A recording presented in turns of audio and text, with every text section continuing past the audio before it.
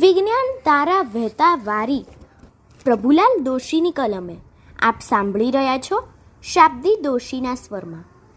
વાદળો પોચા હોય છે છતાં એકબીજા સાથે અથડાય ત્યારે શા માટે ગાજે છે?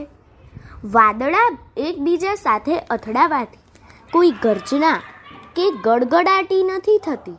વાદળો તો એટલા બધા પોચા હોય છે કે તે અથડાવાથી અવાજ તો થાય જ નહીં. ખરેખર તો તેઓ અથડાઈ શકે એટલા સખત તો હોતા જ નથી.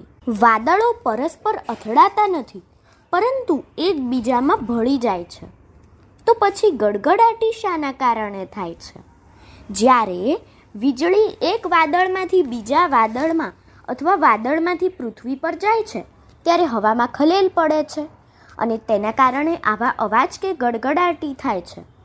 વીજળી જ્યારે વાદળમાંથી પસાર થાય છે ત્યારે વાદળની નજીકની હવાને તે ખૂબ જ ગરમ કરે છે, જેથી હવા આંદોલિત થાય છે અને તેના આ આંદોલનો આપણે સાંભળીએ છીએ તેને ગર્જના અથવા ગડગડાટી કહીએ છીએ.